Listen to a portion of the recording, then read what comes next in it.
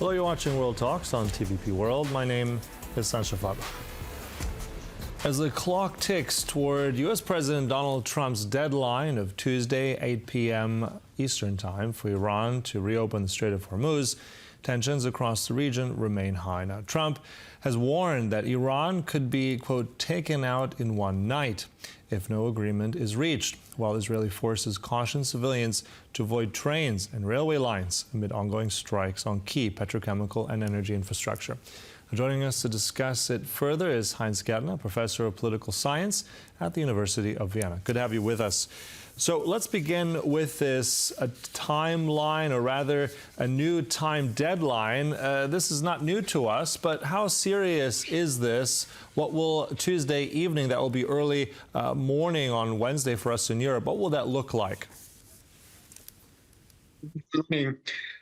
Timelines are not that serious when it comes to President Trump. But of course, the threat is serious. So it might not be, if he continues and starts with the destruction of civilian infrastructure and energy resources, that might well happen.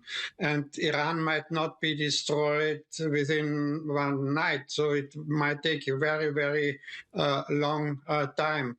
Of course, and Iran will not give up its leverage over the Strait of Hormuz. So it will not be that easy as in Iraq in 1981. To just destroy the nuclear facilities. So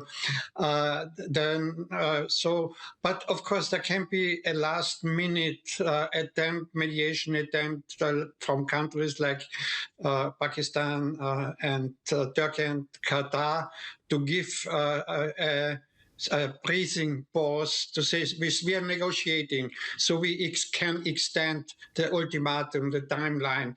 That's a probability. Mm-hmm. And also what we're looking at is some of the things that President Trump has said, which have some people very concerned. I mean, I know we have to take with a grain of salt, but he's gone ahead and said that he can destroy Iran directly. He said also very much destroying Iran's bridges, power plants.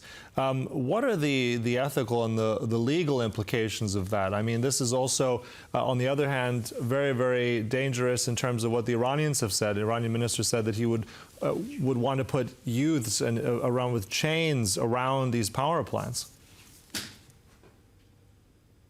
First of all, we have to take it what it is. It's war rhetoric. So it's language of war, which is very harsh, of course, but and as threats. And that's the way President Trump acts. That's his way to come to a deal with threats.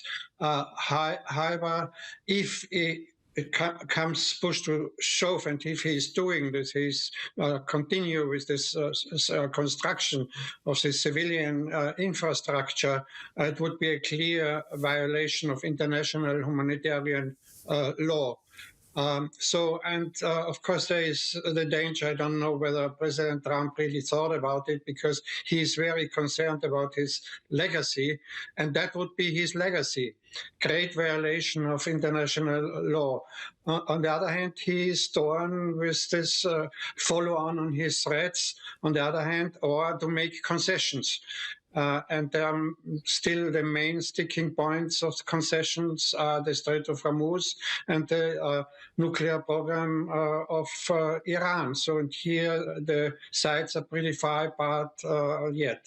Mm-hmm. All right. And speaking of threats and quotes of President Trump, one thing also that's come to our attention is what he said about NATO. I mean, he's no fan of NATO, that's clear, but he said that again very recently about calling NATO a paper tiger, saying he's disappointed with NATO. And then in that same sentence, it's a bit discombobulated, he says it all started with Greenland. We want Greenland. So how do you, let's say, interpret that again? Is this going to be another issue once more, or how do you take his recent statement? Yeah, that's basically it's a threat. So he will not leave NATO. He needs NATO. He is using NATO also in the current conflict, the base in Ramstein. And he also needs the support of allies, even he really criticizes him all the time. So NATO will remain, but the NATO allies, they have to demonstrate loyalty, and that's why difficulties of the NATO allies. They are really not keen to support this war, which is against international law. On the other hand, they want to show loyalty with President Trump. And but the real point of difference will not be an agreement, as you said, is Greenland. And here, NATO allies are united because it's a NATO country, Denmark. So in that point, maybe President Trump might not go as far as he threatened, just to occupy Greenland. Mm-hmm. At the same time, he went also further and has not just saved his criticism for NATO allies, he's also criticized, I think, in that same speech, South Korea, Japan. I mean, is there any ally at this point that he has good words for? No, that's his way to deal with allies, right? To make them supporting his actions, and so that's. I don't think that the allies really take it that seriously.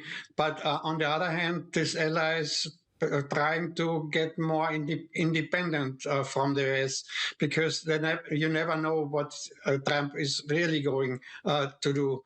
But these are the allies Trump needs. And so he's put pressure on them to support him. So maybe not all the allies would like it and would follow what he is saying. But by and large, he was not unsuccessful so far, because no one really acted against President Trump. Mm-hmm. Okay. And final, just a really brief sentence also about the Israelis warning in Iran that they may actually be targeting the railway system there. What does that tell us about Israel's strategy in all this? Yeah, Israel's strategy is a little bit different to the one of US.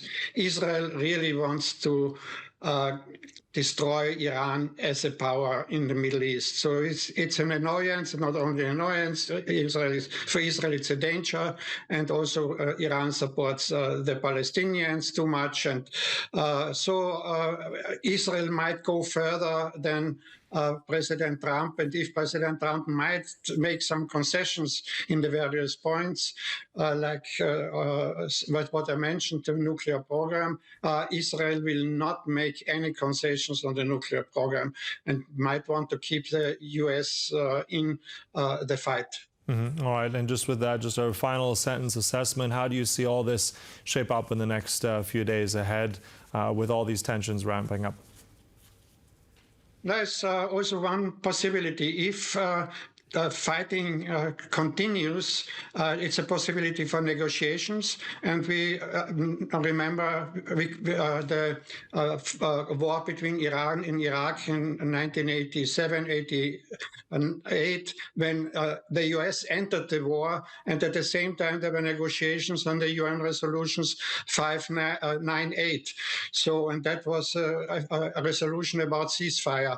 That might be the optimistic conclusion I might draw. All right, so giving us the latest. So thank you so much for your assessment. That's Professor Heinz Gärtner there from the University of Vienna. Thank you. And thank you for watching. That concludes World Talks, but stay right here on TVP World for more news and commentary. Goodbye.